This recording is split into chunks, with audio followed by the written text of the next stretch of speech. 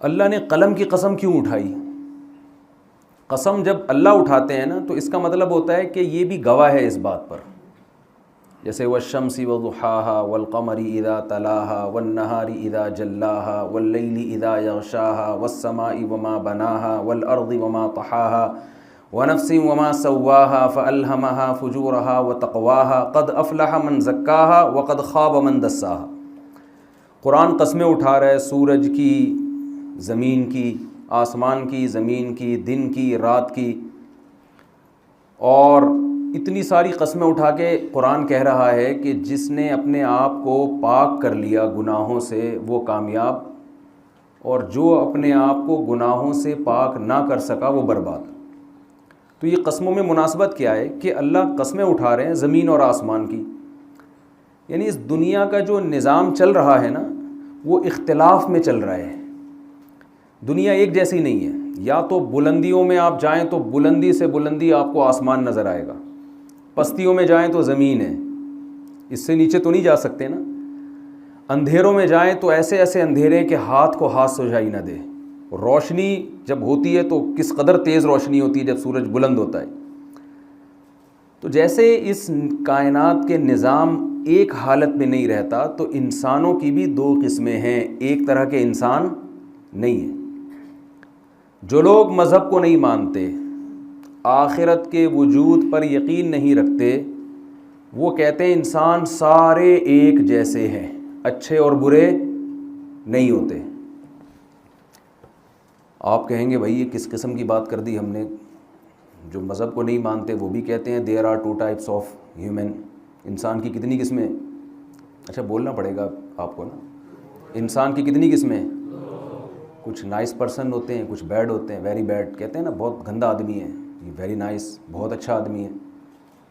تو انسان کی انگریزوں کے ہاں کتنی قسمیں ہیں؟ دو، حالانکہ وہ تو آخرت کو نہیں مانتے۔ تو اس پہ اللہ کو اتنی قسمیں اٹھانے کی کیا ضرورت ہے؟ سورج کی قسم، چاند کی قسم، رات کی قسم، دن کی قسم، آسمان کی قسم، زمین کی قسم۔ انسان کی دو قسمیں، ایک کامیاب اور ایک ناکام، ایک اچھا اور ایک برا۔ من زکاہا سے اچھا، من دساہا سے برا مراد ہے۔ تو اتنی قسمیں اٹھانے کی کیا ضرورت ہے بھائی؟ کل میں کہیں جا رہا تھا تو کسی نے قوالی لگا دی، عزیز میاں قوال کی قوالی۔ تو میں قوالی سنتا نہیں ہوں لیکن اس کے چند اشعار میں نے سنے، اس میں وہ عزیز میاں قوال نے قسمیں اٹھائیں، اتنی قسمیں، پتہ نہیں کیا کیا، کوہ طور کی قسم، تورات کی قسم، فلانے کی قسم۔ وہ قوالی ہے پرانے زمانے کی، 20 قسمیں اٹھا کے ہم نے کہا پتہ نہیں کیا جواب آئے گا نا قسم کا۔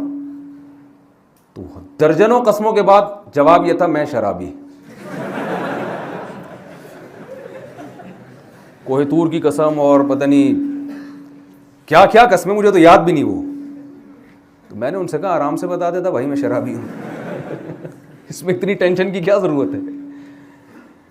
تو سوال یہ پیدا ہوتا ہے کہ اللہ نے اتنی قسمیں اٹھائیں، والشمس وضحاها والقمر اذا تلاها والنهار اذا جلاها، اسی طرح دوسری صورت بھی ایسی ہے، واللیل اذا یغشا والنهار اذا تجلی وما خلق الذکر والانثى، بہت قسمیں اٹھاتا ہے قرآن، اور ثابت یہ کیا کہ there are two types of human، انسانوں کی کتنی قسمیں ہیں؟ اچھے اور برے۔ تو بھائی یہ تو ویسے ہی سب کو پتہ ہے انسان دو قسم کے ہوتے ہیں، ایک اچھا اور ایک برا۔ تو انگریز بھی کہتا ہے جو قرآن کو نہیں مانتا، جو آخرت کو نہیں مانتا۔ اصل بات یہ ہے کہ جو لوگ آخرت کو نہیں مانتے وہ جب اچھے کو اچھا کہتے ہیں نا تو اس کے ساتھ وہ سلوک نہیں کرتے جو اچھے کے ساتھ ہونا چاہیے۔ وہ جب برے کو برا کہتے ہیں تو اس کو وہ درجہ نہیں دیتے جو برے کو ملنا چاہیے۔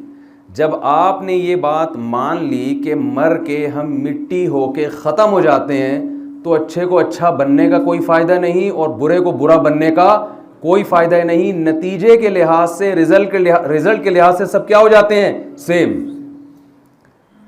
آپ لاکھوں انسانوں کو قتل کرو، اتنا بڑا جرم کرو، اس کے بعد بھی آپ نے مر کے مٹی ہو کے ختم ہو جانا ہے۔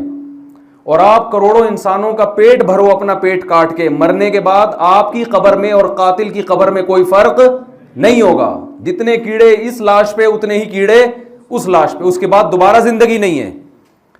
تو ایسا اچھے کا کیا فائدہ بھائی؟ کوئی فائدہ ہے ایسے اچھے بننے کا؟ بلکہ بعض دفعہ الٹا بھی ہوتا ہے. جو ظلم کرتا ہے اس کا ظلم چھپا ہوتا ہے, لوگ اس کو زیادہ عزت دے دیتے ہیں. ہمارے ہاں تو پاکستان میں بہت مثالیں ہیں, لوگ صدر بن جاتے ہیں, عزت مل جاتی ہے, اور جو بیچارہ حق پر ہوتا ہے وہ پستا چلا جاتا ہے. نہ صرف یہ کہ دنیا میں بدلہ نہیں ملتا, بلکہ دنیا میں اس کے ساتھ اور زیادتی ہو جاتی ہے. ایسے کیسز آتے ہیں کہ جرم کسی اور نے کیا, سزا کسی اور کو ملی. تو قرآن کہہ رہا ہے کہ جیسے اس کائنات کے نظام میں اختلاف ہے, بہت زیادہ تبدیلی ہے, تو انسان بھی ایک جیسے نہیں ہے.